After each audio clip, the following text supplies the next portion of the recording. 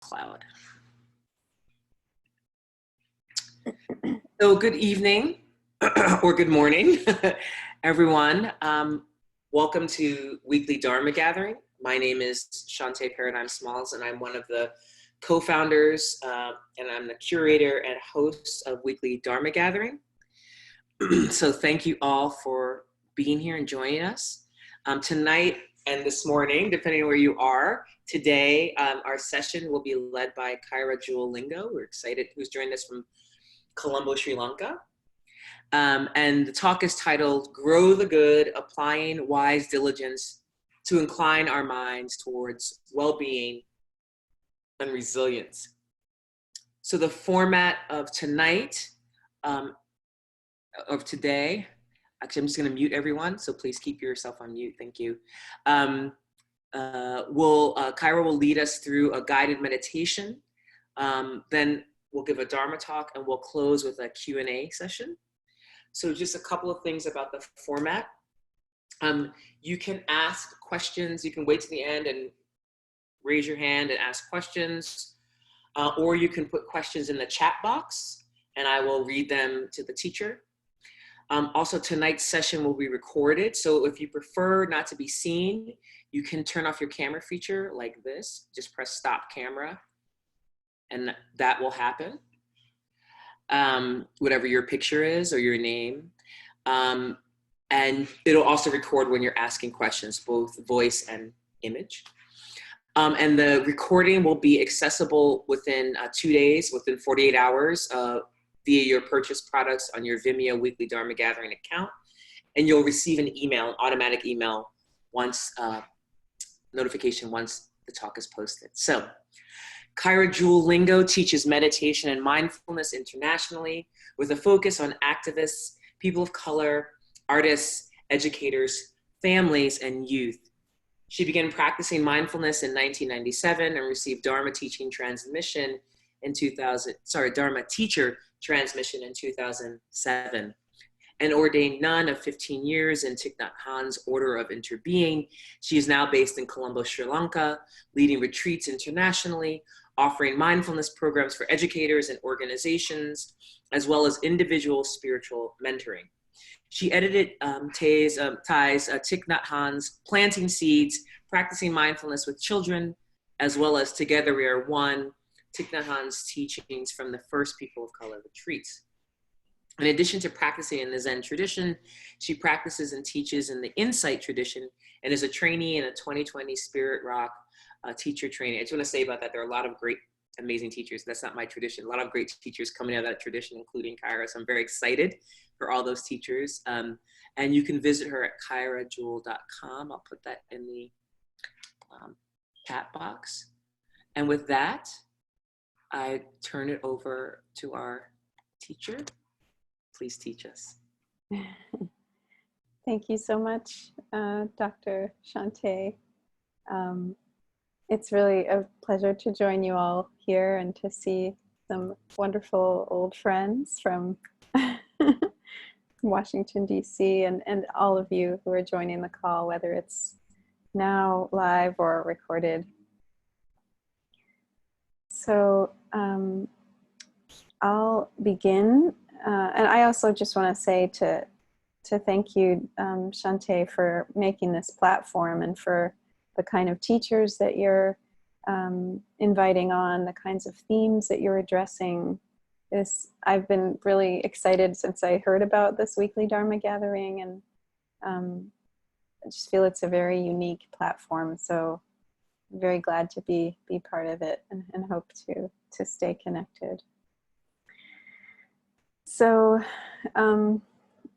so let's do a meditation, and this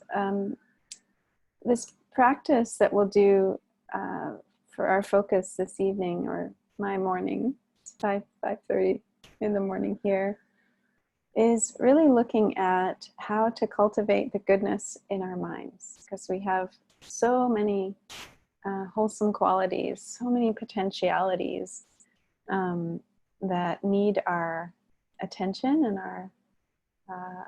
our focus in order to grow. So So we'll be doing some cultivation in this meditation. One of the words for meditation used in Pali and Sanskrit is the word bhavana, and it literally means to cultivate. So if we think of many seeds in the soil of our mind, this practice is about choosing carefully to invite the wholesome seeds into our mind, into our heart. Because if we don't do that, then they won't have a chance to arise.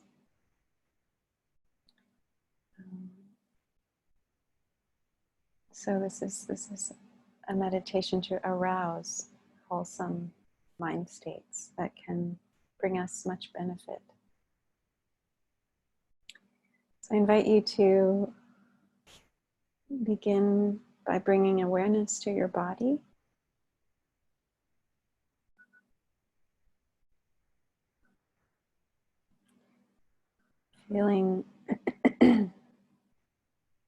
Feeling the contact between your body and whatever you're sitting on.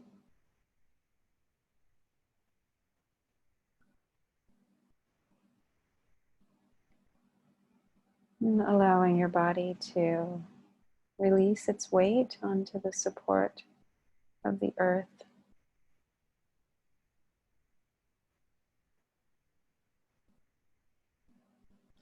Opening to sounds in your environment, to sensations.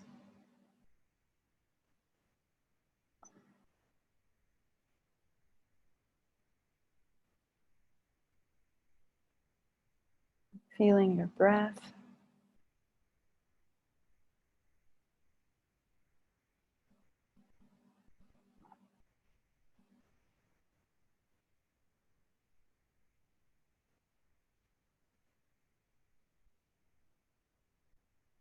And opening to what's here in your body and your mind, with acceptance, with kindness.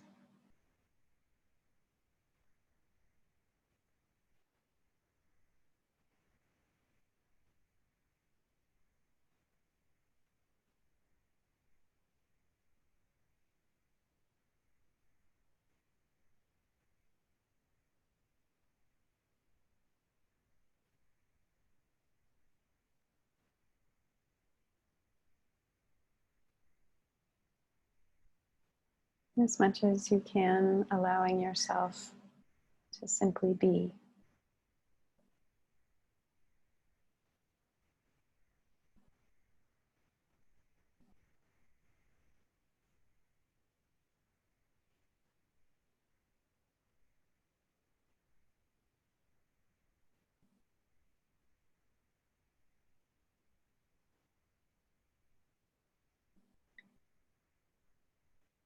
So the first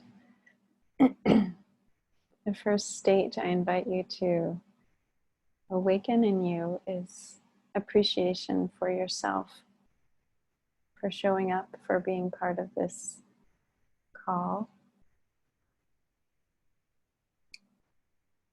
So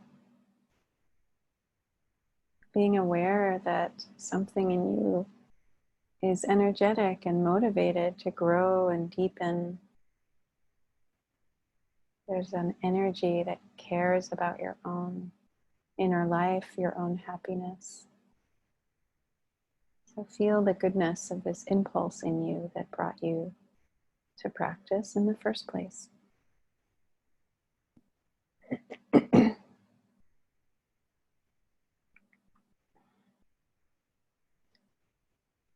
I would call it a kind of faith that you have in yourself and your own inherent goodness.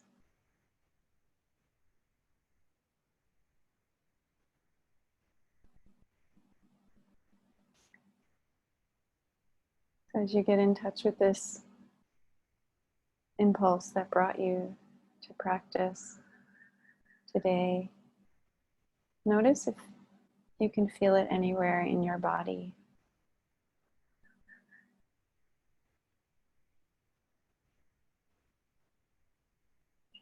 Notice whatever qualities or characteristics this strength of mind or heart has.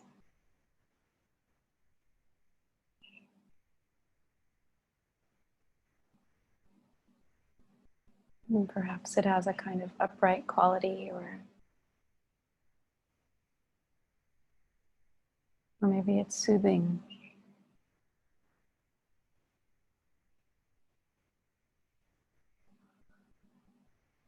Open to it and let it grow in you.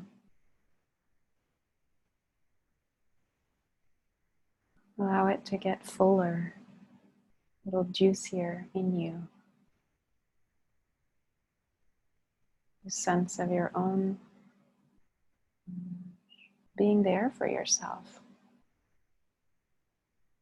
You're taking responsibility for your own growth. This honoring of yourself.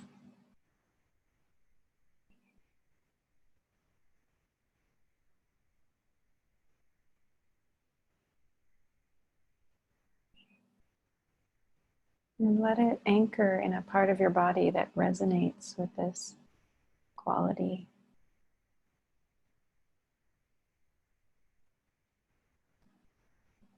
Maybe it's in the feet or the hips or the shoulders or the belly. Allow this feeling to really settle in you.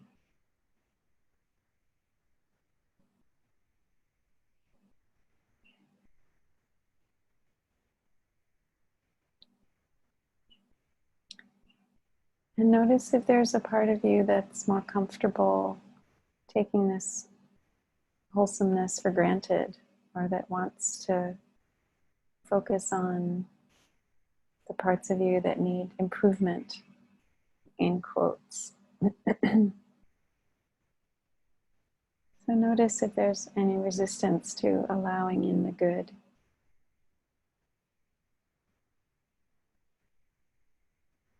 And be kind to that resistance if it's there.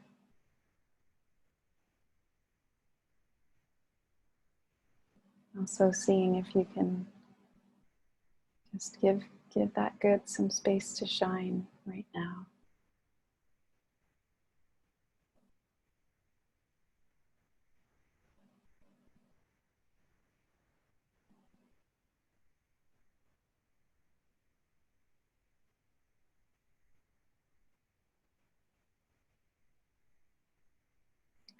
So we'll continue to open to another wholesome part of ourselves, which is our freshness. There are all these seeds in us that may be yearning for our attention, for the watering of our mindfulness. So we all have the seed of freshness, of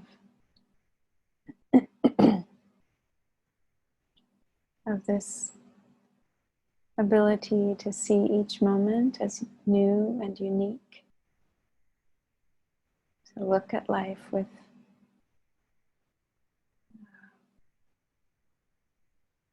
something like the eyes of a child,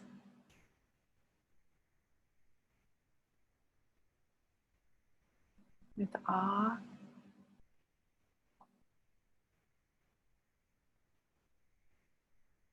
So allow yourself to feel the uniqueness of this very moment that has never come before, that will never be again.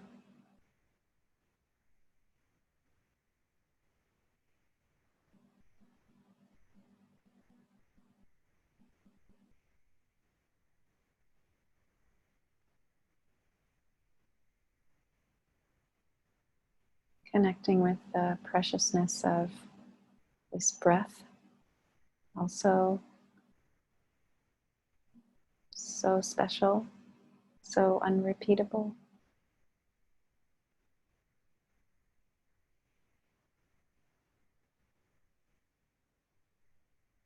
Let yourself experience the newness, the freshness of this breath.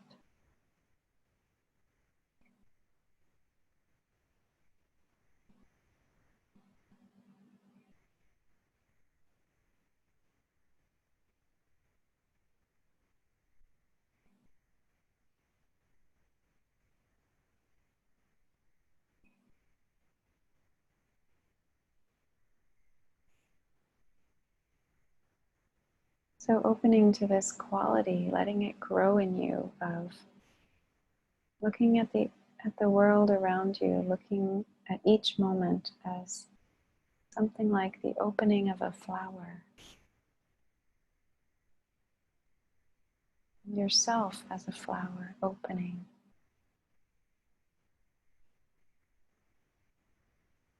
To encounter life as it is.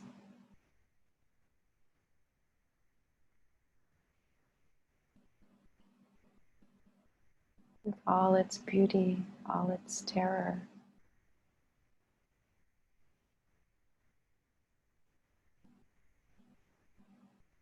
Staying awake with these fresh eyes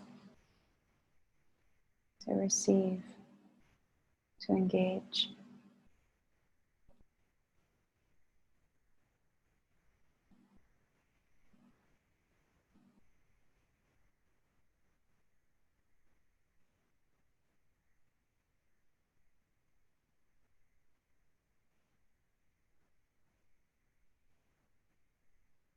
And if you can anchor this feeling of freshness in you somewhere in your body,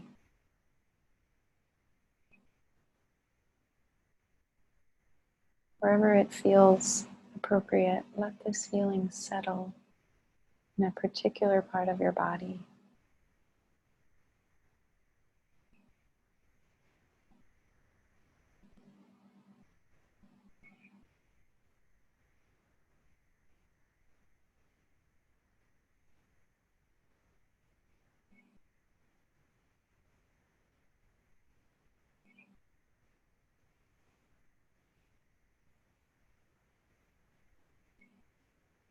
Now I invite us to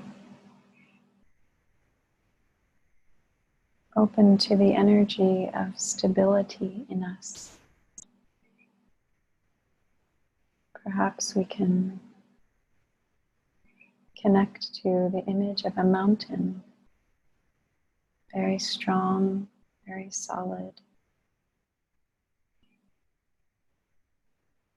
invoking that same quality in us that's always there.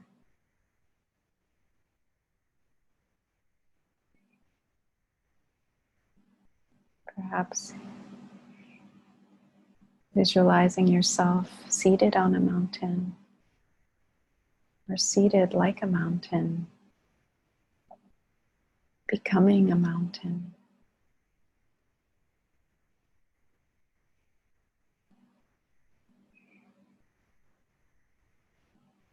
Connecting with the stillness of a mountain and with your own stillness.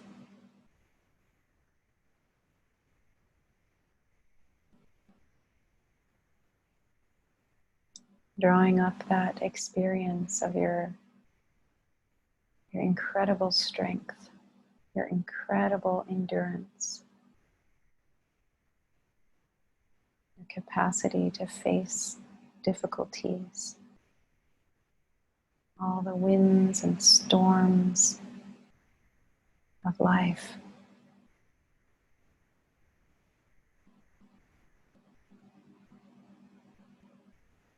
That part of you that is strong and steady in the face of everything.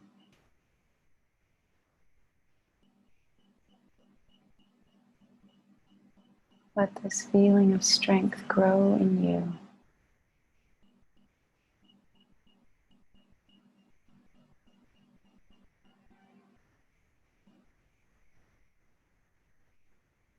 Let yourself trust in this wonderful part of you.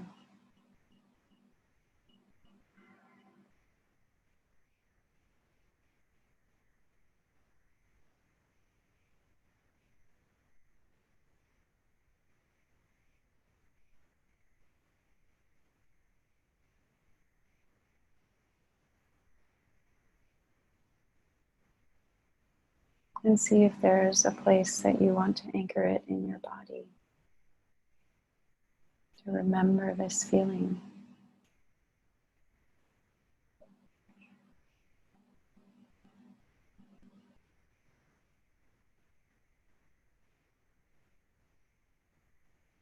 Let it take root wherever in the body there is a resonance with solidity and stability.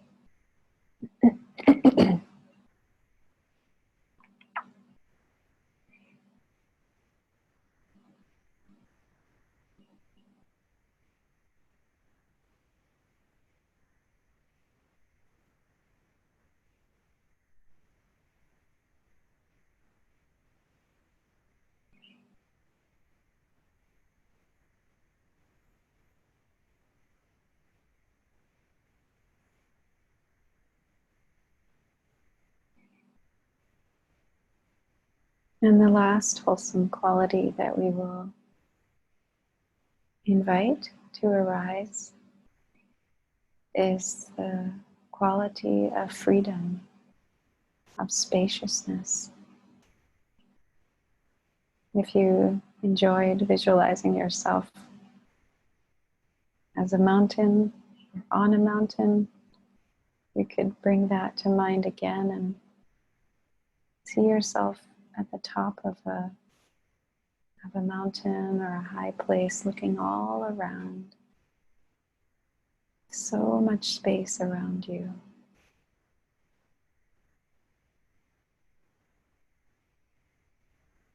And allow yourself to also know that there is all of that space inside of you as well. Vast, limitless space.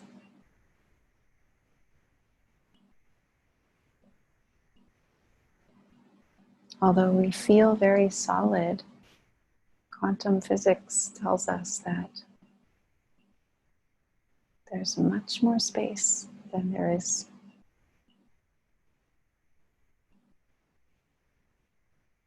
matter in each of us.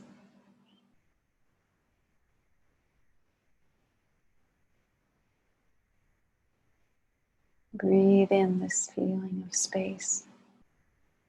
Breathe out this feeling of freedom.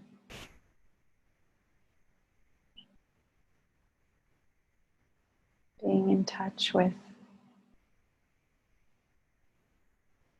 this part of you that's completely unburdened, like a bird flying through the vast open sky.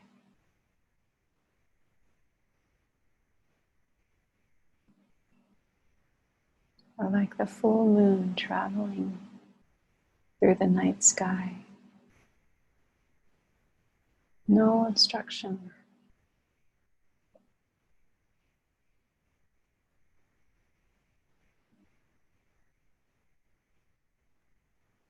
Opening to that reality in you, that is you. Sense of spaciousness, openness, being light and free.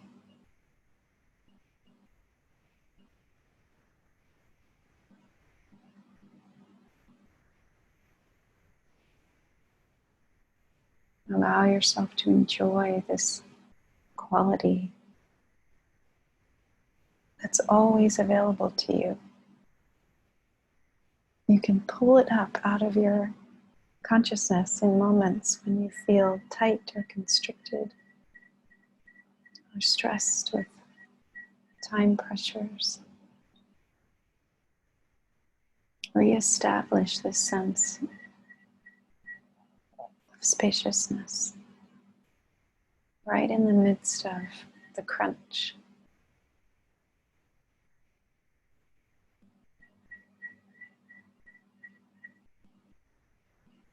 Allowing the body to open, allowing the muscles to release. And an experience of great freedom.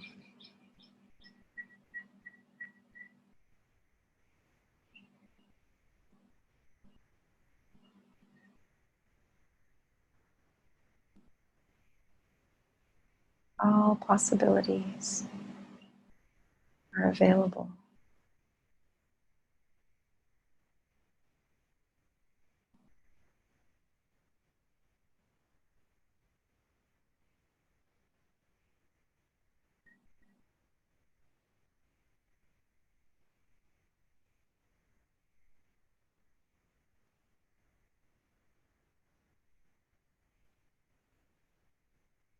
And again, anchoring this experience of freedom somewhere in your body,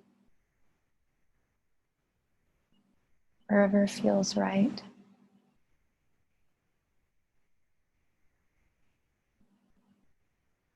It may be throughout your whole body.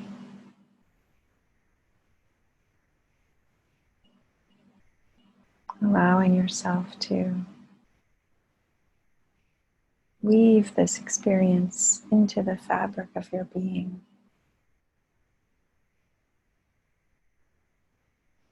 Vast space,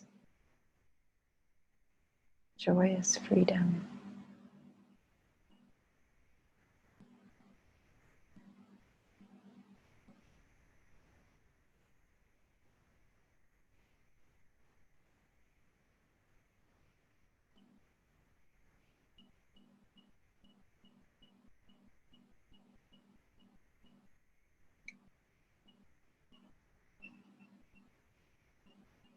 And I invite us to close by revisiting each of these qualities briefly. So we began with sensing appreciation for ourselves and our own practice, our own energy of bodhicitta, this wish to awaken our hearts and minds, connect with that beautiful quality in you, and then connecting with the beautiful quality of freshness, this innocence, this looking at things with the eyes of a child, this opening to life like a flower. Remember that. You always have that. And the last quality of, and then the next one was stability, solidity, this mountain strength in us. Remember that. Feel that in your body.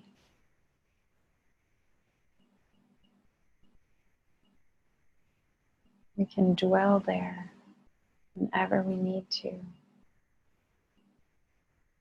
And then the last, spacious, free, flying through the sky like a bird. No limits. Let yourself touch that again.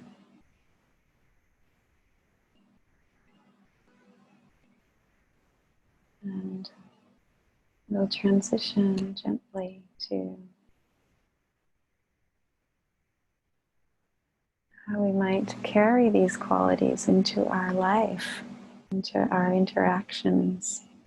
As we open our eyes, we connect with our surroundings.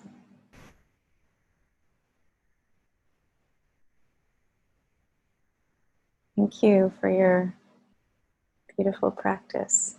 I could feel it.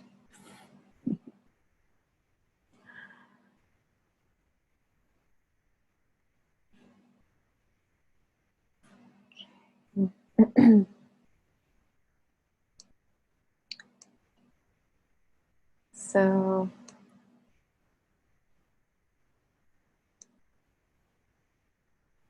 I'm really enjoying seeing your faces. I'm going to try to make it so that I can see my notes and see you at the same time so I don't lose you. So for this evening's talk, I want to keep on this same topic of, there are just so many wonderful things in our minds, and the Buddha taught a teaching on wise diligence, one of the aspects of the Noble Eightfold Path.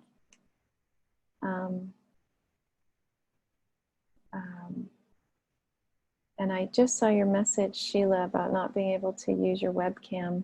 Don't worry, I see you're on the call. I know you're there with us, and maybe we'll get to see you at some point in the call. But if not, we feel you. And thank you for wanting to be with us visually also.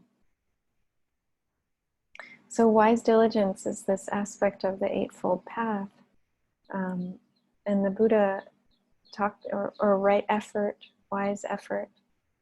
And the Buddha said there are 4 ways that we can practice wise effort. So one is, so just a background, if you think of our minds as a garden, as a field, we spoke about cultivation, bhavana at the beginning. In Buddhist psychology, it's said that there's many, many kinds of seeds in the soil of our mind. Many wholesome mind states, many unwholesome mind states, some that are neither wholesome nor unwholesome. And so the first thing we want to do in practicing wise diligence is to wake up these states that are there in the soil that we just, out of forgetfulness, or because we get busy, or because our life waters other seeds, we don't water the wholesome seeds, or they don't get watered in our environment. So we want to bring them up. That's the first practice. They're like asleep under the soil. So the meditation we just did was like waking those up. Like, I know you're there. Stability, freedom, freshness. Come up. Come spend time in the light of day. Come. So that's our waking mind, right? When they're asleep, they're down like in our unconscious mind, and when we touch them, they arise up, and they're available to us as an energy field. They actually shift our consciousness. They make us feel a certain way. I don't know if you experienced that in the meditation, if you felt the impact of cultivating freshness. Yes, there was an effect when you saw yourself as a solid mountain, also stable. So that actually starts to shift the body. It shifts the mind when we bring up these mind states. They have a real effect on us. Just like when stress arises in our mind, it has an immediate effect on our bodies, right? Constriction, tension. So the first practice is to bring them up. The second practice of wise diligence is to keep them in our minds, to keep nourishing ourselves with these wholesome states. And this is a lot of wonderful neuroscience. Rick Hansen has lovely teachings on this, about when a mind state arises that's wholesome, we want to keep it there and really savor it, let it soak in, thinking of it like water soaking into a sponge.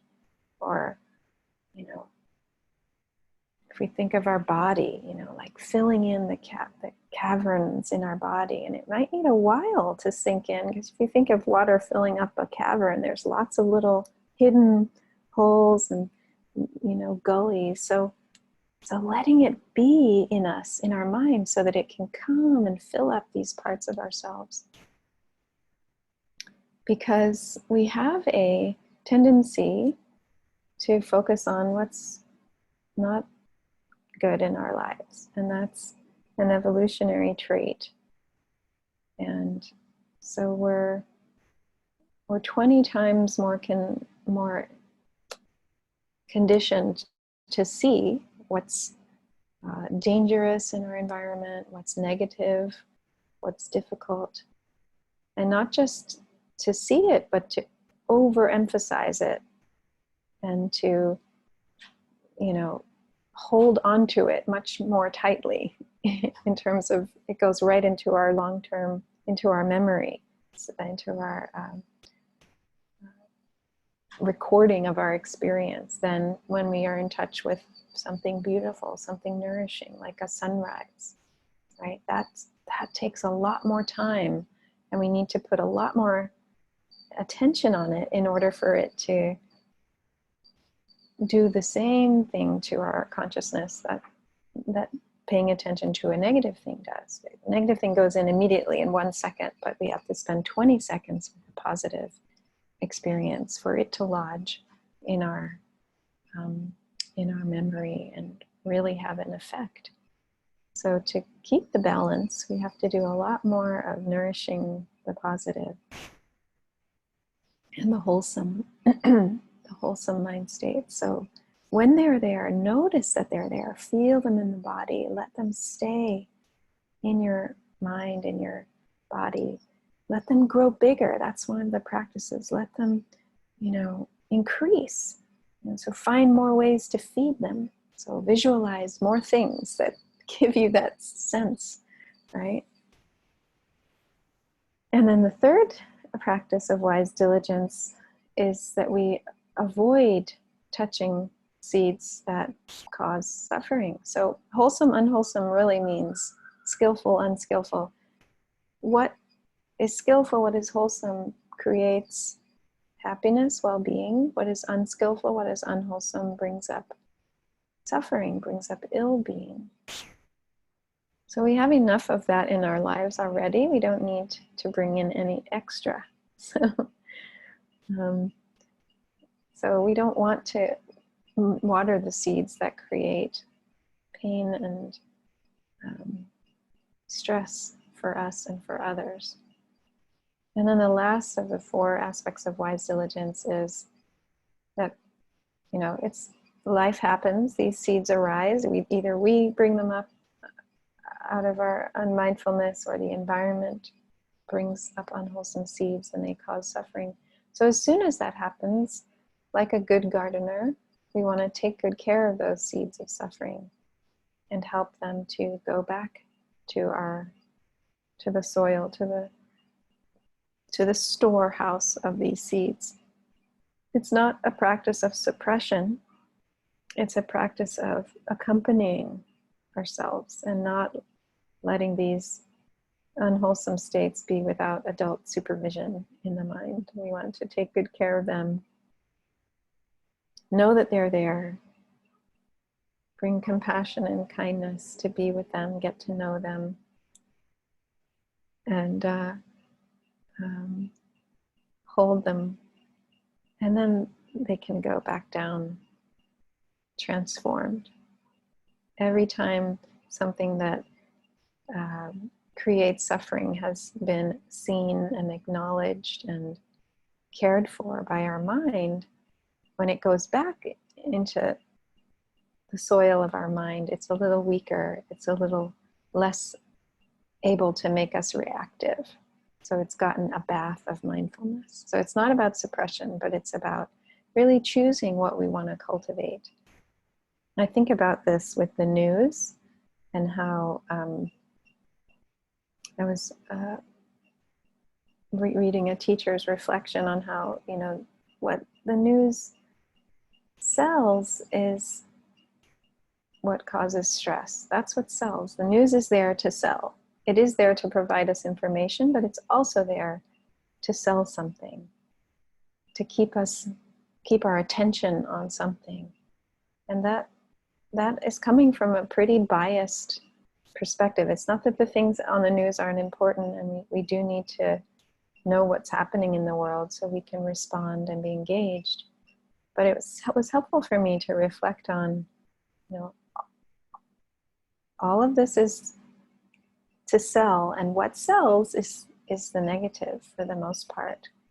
So there's so much more to life than just what's on the news. So when we need to notice what's arising in us, which states are coming up when we consume the news, and how do we take care of them when they arise? How do we hold them? How do we be with them? How do we channel them?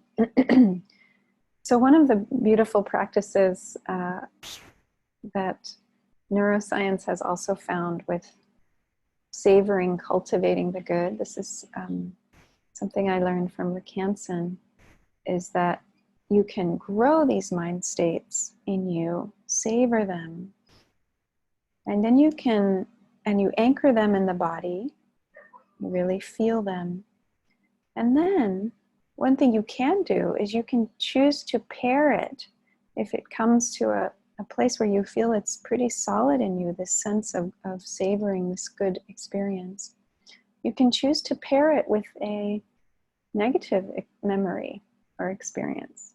So it's like there's, these suffering we've experienced kind of stays like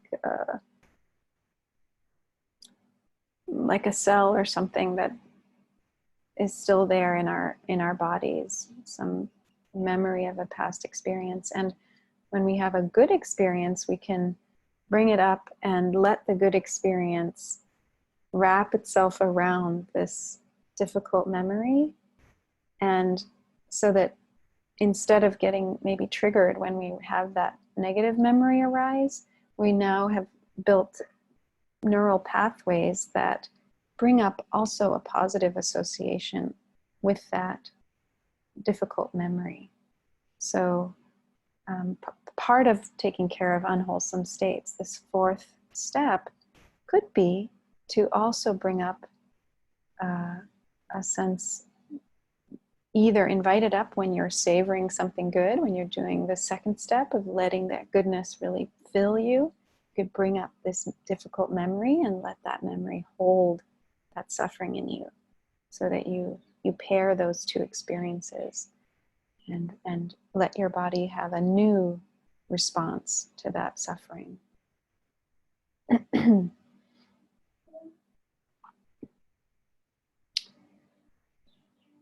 So all these things, these four approaches, they actually shift our brain, they shift our body.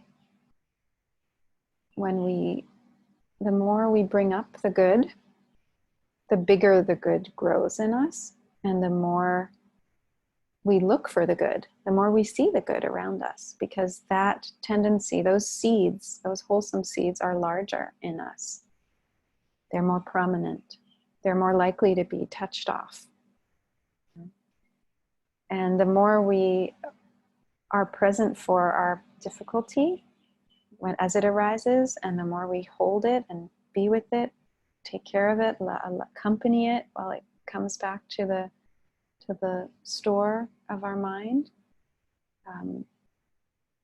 then the more flexible our minds are, the more, when we encounter suffering, the more it's like we've been in the gym. Our bodies are conditioned, our minds are conditioned when we meet suffering to not go into reactivity, but to approach it with a skillful responsiveness rather than reactiveness.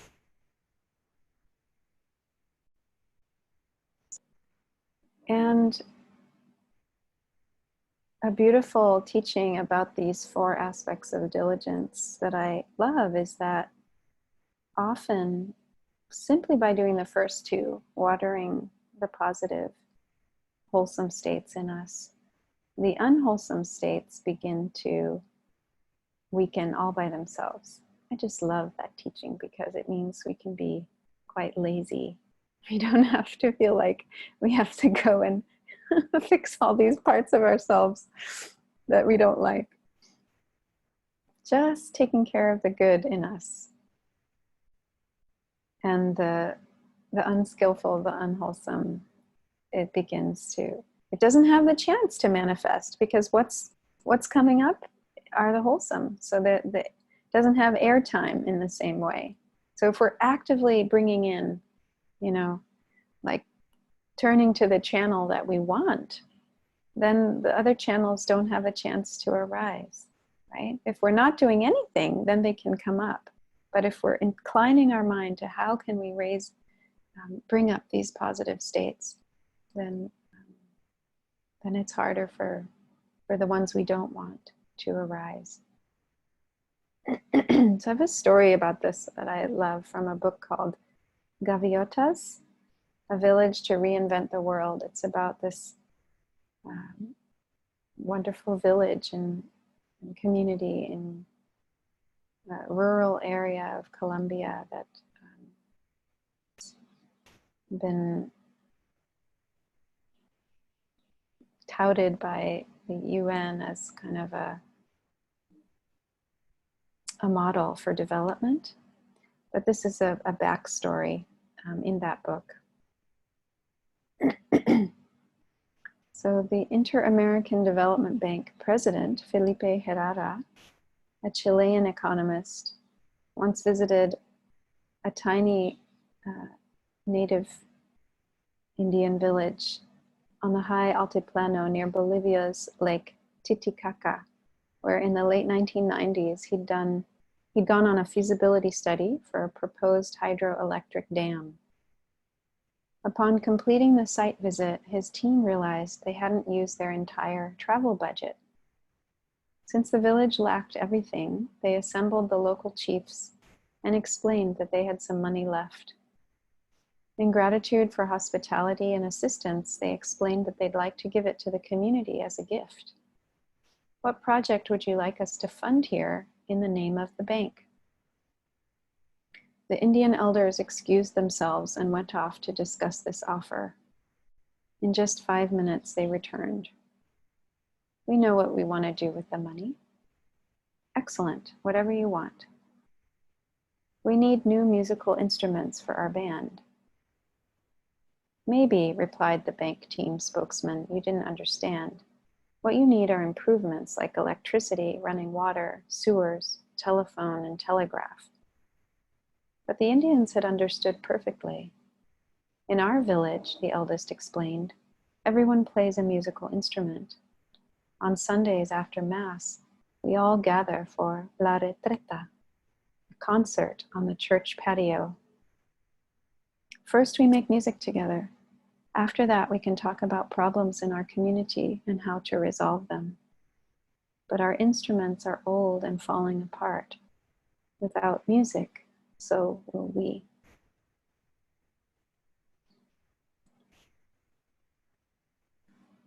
So I love that, if we just take care of the ways that we can be together and our harmony, our connectedness, everything flows out of that. If we can nourish the wholesome between us, so this has to do with inside of us, has to do with our relationships, then the unwholesome will be already halfway figured out. So that's one thing too about these 4 aspects of wise diligence. They're not just things we practice with ourselves, so we cultivate our own garden, but they're practices we want to cultivate with everyone. We are gardeners in everyone else's garden as well. So we want to be careful what kind of seeds we nourish in others and what kind of seeds they nourish in us and in our collective. Our collective is a garden. We have a collective mind, a collective consciousness. We have collective trauma. We have individual trauma. So it's all cultivation. And mind states can be very contagious, right? What we allow to arise in our mind, we know how contagious stress is, right? When someone around us is super stressed or super fearful, that can really affect us. And we have these mirror neurons where we can tell on it, even before our mind knows what's happening. We read someone else's facial expressions. We begin to feel what they're feeling without even knowing it, without even choosing that. So it's the same with wholesome mind states. If we see someone very peaceful, very calm, very happy, when you see a child laughing on the street, makes you smile, makes your heart open. So these wholesome mind states are contagious, unwholesome mind states are contagious.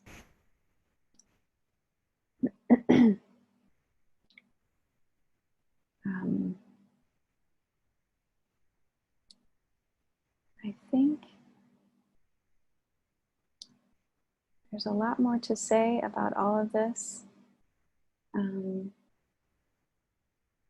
Maybe I'll just share one last list, which is about how to keep the positive, the wholesome states continuing in our mind. And it's a list of five scientifically researched things that help us to be happy. I really like this list. I can send out the link afterwards as well. But it's things to do every day. So one is to meditate or pray. This is proven to help positive mind states arise and stay. Exercise is the second one.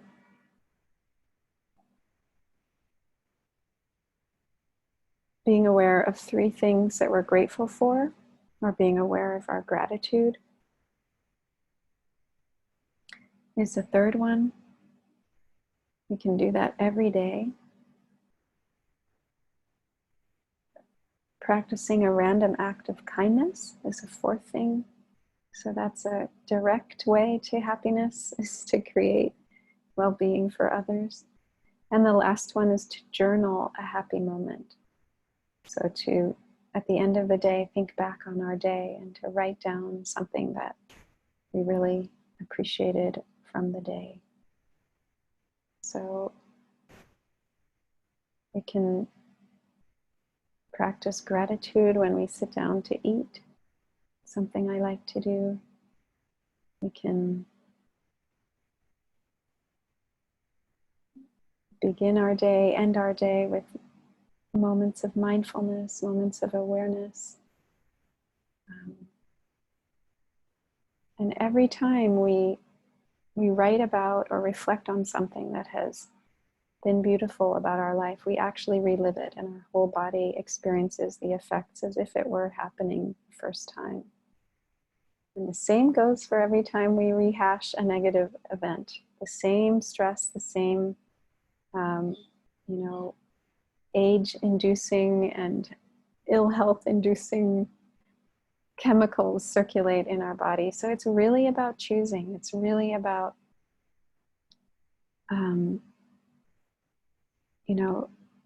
all of our freedom lies in how we take care of these seeds in the storehouse of our mind.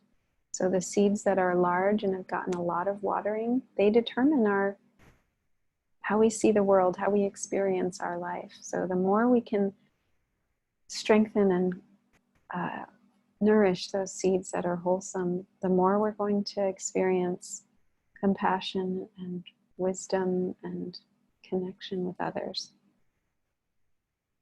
And vice versa. So if we don't nourish the seeds that create jealousy, create discrimination, create fear and anxiety, then those aren't the seeds that are influencing our mind on a day-to-day basis. So this practice of cultivation has everything to do with our sense of freedom and our sense of agency in the world and our sense of connection with others. Thank you for listening, and happy to continue the discussion.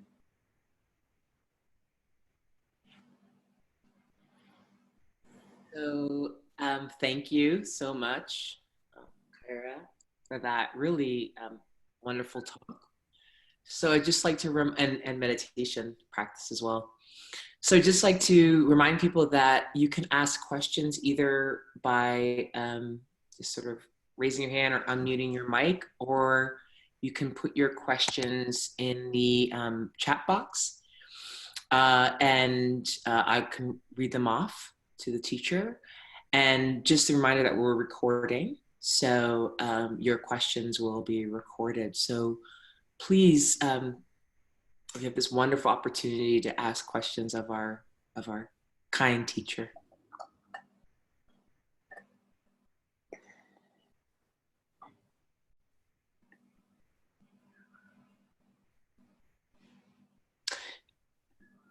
Julia, oh, I'm hold on. Let me unmute you.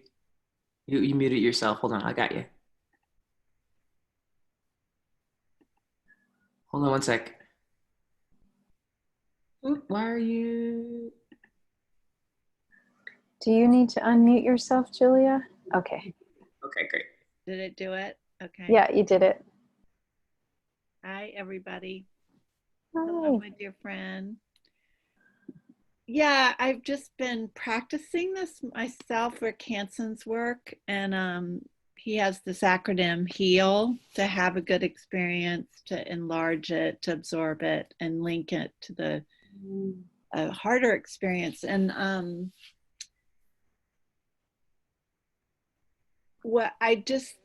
I've been practicing that probably for 3 years, and what I've noticed is what you said, is that I respond versus reacting. I respond more to life. And I also noticed that because we carry the world inside of us, and there's been so much sorrow and just what's going on today in our political world in the United States with the impeachment stuff, and climate change. And I really do believe we carry all that in us. And I guess as we're carrying that, Kaira Jewel, part of that seed for me is grief, how to be with the grief and the loss, and the sorrow and the suffering. So it seems to me that's a piece of it too, is not to dwell in the grief, but to be able to feel the grief. And I find that when I'm not grieving, when I forget to grieve, it gets stuck, not in a negative way, but I'd like for you, could you talk a little bit about grief? Yes. Okay. Yeah, thank you for the question.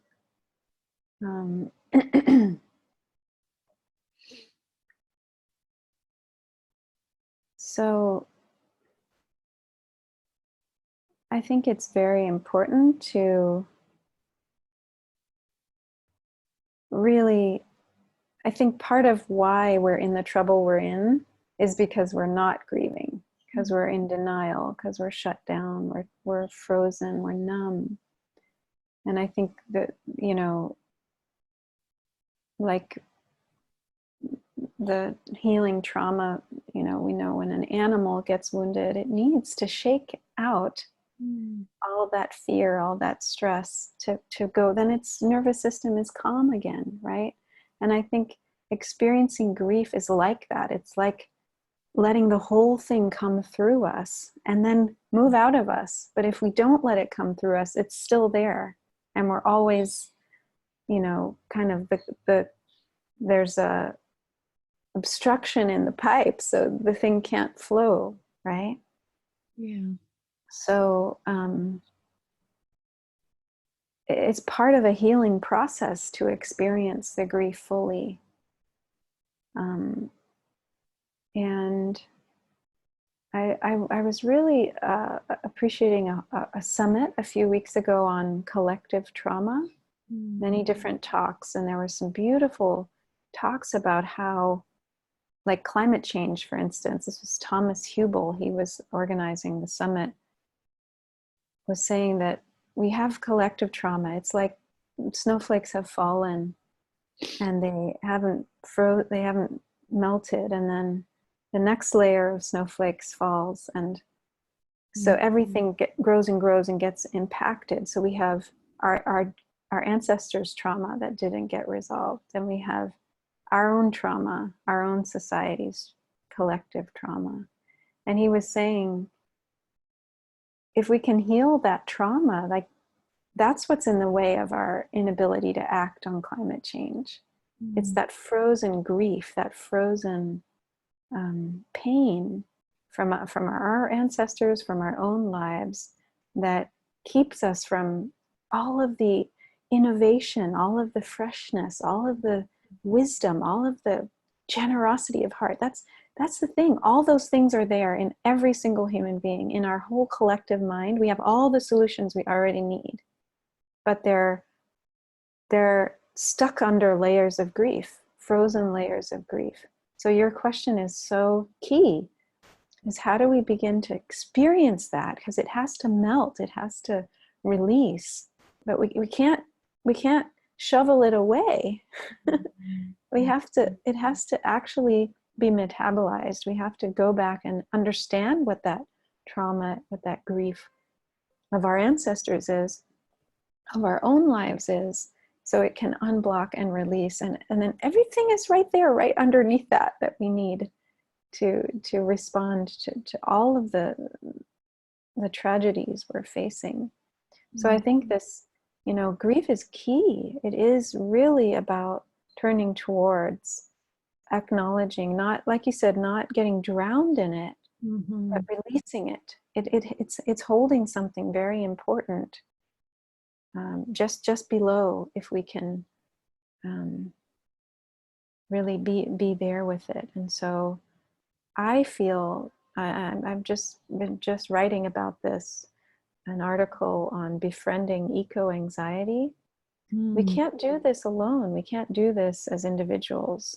Our nervous systems as humans were not developed to handle the level of things we're needing to face now as humans. They're not developed for that, to do that alone. We need to come together.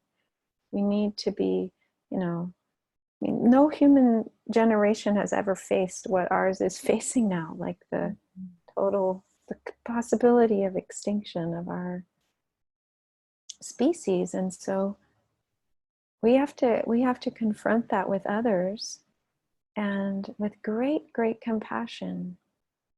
So creating spaces where we can speak about it together, I think, is a really important, where we can listen to each other, where we can also nourish the positive, nourish the wholesome, so that we don't get overwhelmed. So we can, and one of the things to say too is that when we do open to these, painful and difficult feelings, which we tend to want to keep away, they actually lead us to experience deeper joy, deeper connection. Just like that melting that allows all of this to arise, it's going through the difficulty, feeling our painful feelings, that allows us to actually be in touch with deeper joy, with deeper peace. So when we come together, we need to find ways to, like the meditation we did together, where we activate, these are, I like how Rick Hansen calls them superpowers. We need to activate our superpower of mindfulness, our superpower of compassion, our superpower of knowing, trusting in our own goodness.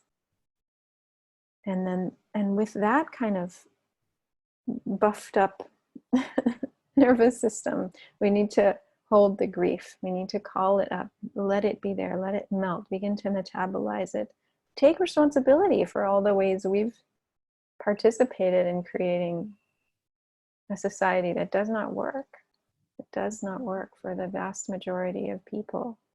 And what are we going to do? What action are we going to take? How are we going to respond in our lives as a community, as a collective? Thank you. Yeah. I think we have to be together. Thank you. So we have a question from Sheila, which I'll just read. I'm thinking about how my age has brought me some perspective. I think I recognize some things because I've seen them before. Sometimes cynicism is realistic, and yet sometimes it's not helpful. How do I, or how to work with honoring what my own knowledge has taught me without something negative? I'm not sure what to call that fear that, quote, it's going to happen again with people who haven't learned what I have. So how? Yeah, wonderful question. Thank you, Sheila.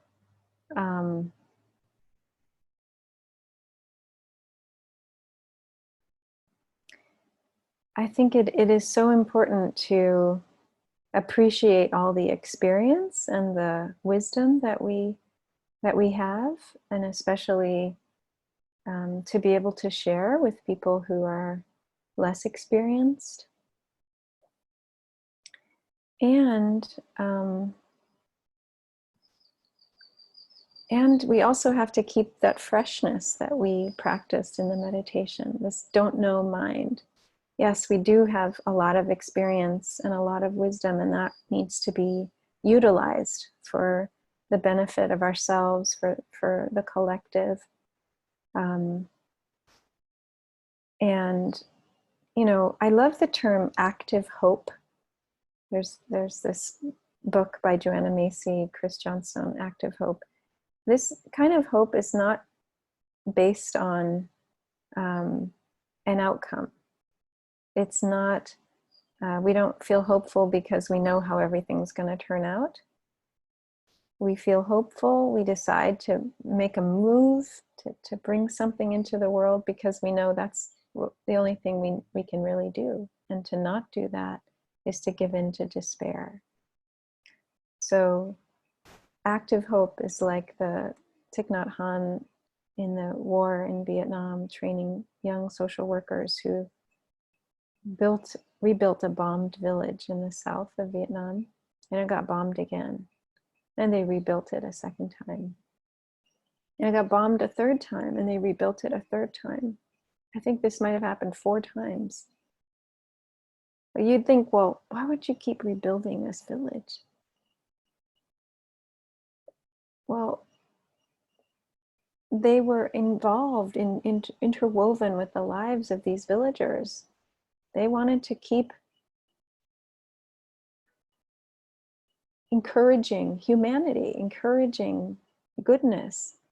So you rebuild the village. You don't rebuild it because you expect it to stay built. You rebuild it because that's how you maintain your and others' dignity and sense of what we're here for in this life. So yes, so cynicism is there, this sense of, you know, this has happened before, this might happen again. But we still get in there and roll up our sleeves and do what we can to relieve suffering in this moment, because that's finally all we're guaranteed. We only know what we've got right now. So we have to do what we can with what we have right now. We don't know what's going to happen. And if we think of so many movements for change, they didn't know that the whole thing was going to shift by that action that they were doing. They hoped, but they didn't know. They didn't have any guarantee. People were, you know, dying in India in the time of fighting for independence against from the British, you know, or in the civil rights movement, or in, you know, Eastern Europe. People who stood up, they didn't know what was going to happen. They just gave it their best. Nobody can predict. So sometimes we might think this might, you know, we might actually not have very much hope about what we're doing, but we do it. And then maybe something does happen. Maybe it doesn't, you know, but it's not that we go into an unrealistic, idealistic place, Pollyanna, I'm just going to think positively and hope something good happens. We have our experience. We act based on that wisdom, but then we let go. That's that spacious freedom part of the meditation. We also have to trust, you know, we can do what we can do, and then life is going to do the rest. And we don't know how it all can end. I mean, there's so many, if we look into history, there's so many things that shouldn't have happened. That just shouldn't have happened. And they did over and over and over again. I mean, life on Earth shouldn't have happened. If you think of how bad the conditions were for any life to manifest on Earth, it was like a teeny sliver of a chance that, you know, one cell figured out how to do photosynthesis after billions of years of trying. All these cells trying to figure it out, and one cell figured it out. It could have not happened. No, anyway, just like, it's quite amazing to ponder all the mysteries of how things unfold. We, you know, it's like kind of giving up some sense of control and aligning ourselves with what we know to be our purpose, you know, our sense of what, you know, what it is that we're here to do, what it is that, what's the flow, and aligning with the flow, and then just let that come through you. You don't have to try to control it, or you can't. So being in with the flow, and then, you know, as a collective, figuring out how to, you know, whatever we focus on grows. That's this whole thing of cultivation with wise diligence. So how can we as a collective focus on what we want to manifest? We know all these, you know, terrible things they're already happening. Fires in California, you know, terrible, more and more things are coming. But how do we focus as an individual, as a collective, on what we want to see in response to all of this destruction, so that we can start to grow that? Because, you know, every time there's a fire, there are seeds under the ground that then sprout up, right? So out of destruction, there's also many things that can come. We don't even know what are the possibilities yet, but how can we focus on what we want to nurture, you know, as this whole thing starts crumbling around us more and more.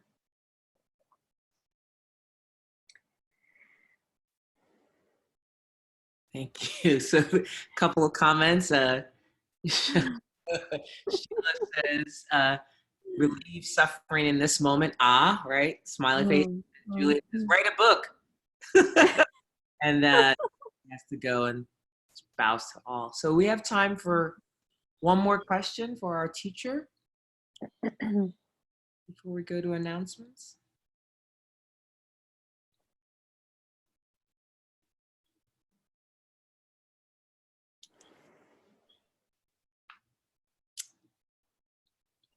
Okay. So again, I want to thank Kaira, Jewel. I have a Lingo. I have a couple of just announcements. One is that, again, this talk, the recording of this talk will be available.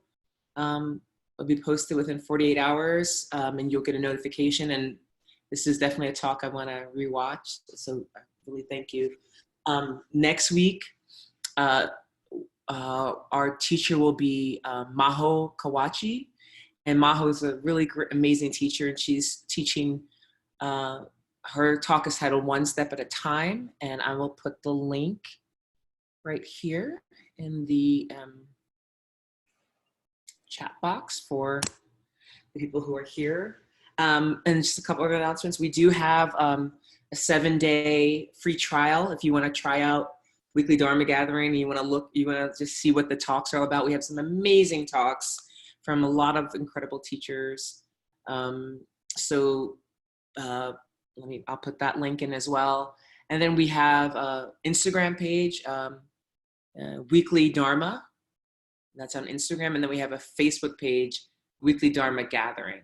So we will be pausing for the month of December to reassemble. So Maho's talk next week will be our last one for the year. And then we'll start off actually in the first of the year. I'll be actually giving it the first talk. So, but you're welcome to watch or rewatch the sort of many months of talks we've had, and look forward to the new content we'll be supplying. So I would just like to turn it over, and if you'd like to say goodbye. Yes, thank you so much for having me, and it's been wonderful to be with you all. May we all nourish the good in us today. Awesome. Thank you. Have a beautiful beginning of the day for you and end of the day for many, many others. So thank you. Good night. Take care, everyone. Bye-bye. Thanks, Shante.